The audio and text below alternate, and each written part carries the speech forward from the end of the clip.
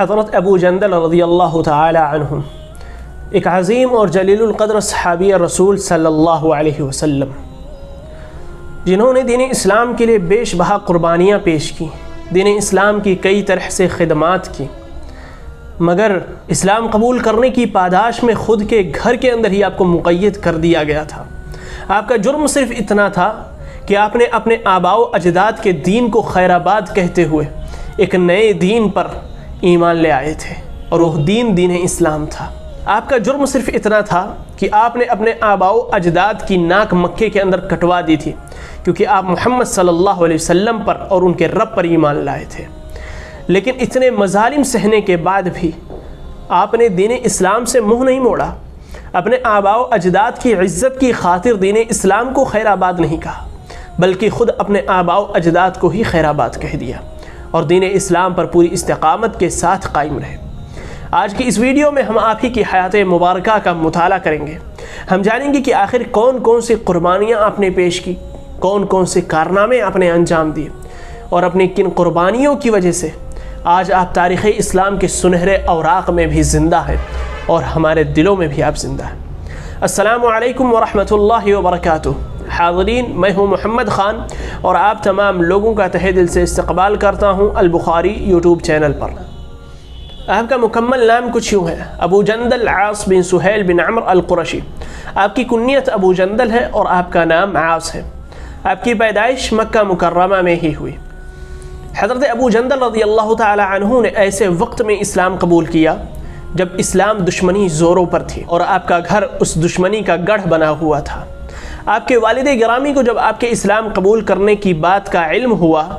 تو انہوں نے آپ کو گھر کے اندر مقید کر دیا، آپ کے ہاتھ پاؤں زنجیروں میں جکڑ دیے، مگر صلح حدیبیہ کے موقع پر آپ کسی طرح سے فرار ہو کر مسلمانوں کی صفوں میں پہنچ گئے، اور جس وقت آپ مسلمانوں کے خیموں تک پہنچے تھے، عین اسی موقع پر آپ کے والد گرامی سہیل بن عمر مکہ کی طرف سے سفیر بن کر اللہ کے رسول صلی اللہ علیہ وسلم کے سامنے بیٹھ کر مسلمان اور کفار کے مابین معاہدے طے کر رہے تھے۔ اور اس وقت تک جو معاہدے طے پائے جا چکے تھے، اس میں سے ایک معاہدہ یہ بھی تھا کہ اگر مکہ سے کوئی شخص، مکہ کا کوئی باشندہ مسلمان ہو کر مدینہ آ جاتا ہے تو اسے مدینہ والوں کو واپس کرنا ہوگا، اور وہ واپس مکہ جائے گا، اور اگر کوئی شخص مدینہ کا مکہ آ جائے تو مکہ والے اسے واپس نہیں کریں گے۔ یہ معاہدہ طے پایا جا چکا تھا، اور اس معاہدے کے بعد حضرت ابو جندل رضی اللہ تعالی عنہ وہاں پہنچے تھے۔ حضرت ابو جندل کو دیکھ کر آپ کے والد گرامی نے اللہ کے رسول صلی اللہ علیہ وسلم سے کہا کہ اے محمد، اب آپ کے عہد نبھانے کا وقت آ چکا ہے، آپ اپنے معاہدے پر قائم ہیں یا نہیں، یہ اب دیکھنے کا اور جانچنے کا وقت آ چکا ہے۔ اگر آپ اپنے معاہدے پر قائم ہیں تو ابو جندل کو ہمارے حوالے کیجیے۔ یہ سن کر فوراً اللہ کے رسول صلی اللہ علیہ وسلم کے سامنے ابو جندل رضی اللہ تعالیٰ عنہ رونے لگے، گڑ گڑانے لگے، اپنے مظالم کی داستان سنانے لگے، آپ پر جو ظلم و ستم ڈھائے گئے تھے وہ تمام واقعات بیان کرنے لگے، جسے سن کر صحابہ کرام کے آنکھوں میں آنسو آ گیا، مگر اللہ کے رسول صلی اللہ علیہ وسلم نہ چاہتے ہوئے بھی اور اپنے معاہدے پر قائم رہتے ہوئے حضرت ابو جندل رضی اللہ تعالی عنہ کو ان کے والد گرامی کے حوالے کر دی۔ حضرت ابو جندل کو آپ نے صبر کی تلقین فرمائی اور یقین دلایا کہ یقیناً اللہ رب العالمین تمہارا حامی و ناصر ہوگا اور کوئی نہ کوئی راستہ ضرور نکال دے گا۔ اس کے بعد ابو جندل رضی اللہ تعالی عنہ اپنے والد کے ساتھ دوبارہ مکہ آ گئے۔ ظلم و ستم کا کچھ اور عرصہ مکہ میں گزارنے کے بعد حضرت ابو جندل رضی اللہ تعالی عنہ کو خبر ملی کہ میری ہی طرح ایک اور صحابی ہیں جنہیں اللہ کے رسول صلی اللہ علیہ وسلم نے معاہدے کا پاس و لحاظ رکھنے کی وجہ سے مکہ واپس کر دیا ہے، مکہ والوں کے حوالے کر دیا ہے، اور وہ صحابی رسول حضرت ابو بصیر رضی اللہ تعالی عنہ ہیں جو فی الحال شام کے کسی راستے پر کسی آس پاس کی آبادی میں کہیں موجود ہیں۔ حضرت ابو جندل رضی اللہ تعالی عنہ نے دوبارہ مکہ سے راہ فرار اختیار کی اور حضرت ابو بصیر رضی اللہ تعالی عنہ سے جا ملے۔ اسی طرح جو مسلمان جن کا معاملہ حضرت ابو جندل اور حضرت ابو بصیر رضی اللہ تعالی عنہما کی طرح تھا، وہ بھی دھیرے دھیرے حضرت ابو بصیر کی اس جماعت میں آنے لگے اور دیکھتے ہی دیکھتے ایک چھوٹے سے عرصے میں یہ ایک اچھی خاصی جماعت بن گئی۔ مگر جب کفار و مشرکین ان مسلمانوں کی جماعت سے اور اس چھوٹی ٹولی سے تنگ آ گئے تو انہوں نے خود آ کر اللہ کے رسول صلی اللہ علیہ وسلم سے اس معاہدے کو ختم کر دیا، جس کے بعد اللہ کے رسول صلی اللہ علیہ وسلم نے تمام صحابہ کرام کو مدینہ بلا لیا۔ مگر اس وقت تک حضرت ابو بصیر رضی اللہ تعالی عنہ اپنے مالک حقیقی سے جا ملے تھے۔ انا للہ و انا الیہ راجعون۔ حضرت ابو جندل رضی اللہ تعالی عنہ کے مدینہ پہنچنے کے بعد سے اللہ کے رسول صلی اللہ علیہ وسلم نے جتنی بھی غزوات کی، جتنی بھی جنگیں آپ صلی اللہ علیہ وسلم نے لڑیں، ان تمام میں حضرت ابو جندل رضی اللہ تعالی عنہ شامل رہے، ان تمام میں آپ حاضر رہے اور اپنی بہادری کا، اپنی جوان مردی کا خوب اچھے انداز میں مظاہرہ کیا۔ کفار و مشرکین کے سامنے خوب جم کر اور ڈٹ کر آپ لڑے اور اپنی طاقت و قوت کا مظاہرہ بہت ہی اچھے انداز میں آپ نے تمام لوگوں کے سامنے کیا۔